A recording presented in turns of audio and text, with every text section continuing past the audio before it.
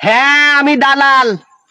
তবে আমাকে কেউ আওয়ামী লীগের দালাল বলবেন না, কারণ আমি শেখ হাসিনার দালালি করি। আর কেন শেখ হাসিনার দালালি করি জানেন? কারণ আপনারা তো ভুলে যান, ভুলে যাওয়া জাতি, তাই আপনাদেরকে জানিয়ে দিই। মায়ানমারের নোবেলজয়ী ডাইনি অং সান সুচি লক্ষ লক্ষ রোহিঙ্গা মুসলমানদেরকে নিধন করে তার দেশ থেকে তাড়িয়ে দিয়েছিল। এই শেখ হাসিনার 10 লক্ষ রোহিঙ্গাকে জায়গা করে দেওয়ার কারণে আমি শেখ হাসিনার দালালি করি। 14 লক্ষ হতদরিদ্র ঘরহীন মানুষকে ঘর নির্মাণ করে দেওয়ার কারণে আমি শেখ হাসিনার দালালি করি। প্রতি বছর ঈদ কোরবানি আসলে এই দক্ষিণ বাংলার মানুষ পদ্মা নদীতে শত শত মানুষ ডুবে মারা যেত। এটা শেখ হাসিনার কলিজায় লাগছিল, তাই পদ্মার উপরে ব্রিজ করে দেওয়ার কারণে আমি শেখ হাসিনার দালালি করি। লক্ষ লক্ষ অসহায় বয়স্ক এবং বিধবা মহিলাদের ভাতার ব্যবস্থা করে দেওয়ার কারণে আমি শেখ হাসিনার দালালি করি।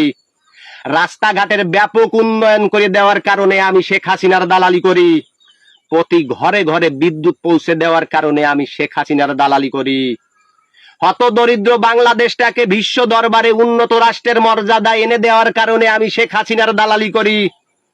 সমগ্র বাংলাদেশে 360টা মডেল মসজিদ নির্মাণ করে দেওয়ার কারণে আমি শেখ হাসিনার দালালি করি। তাই দালাল যদি বলতে হয় আমাকে শেখ হাসিনার দালাল বলিয়েন।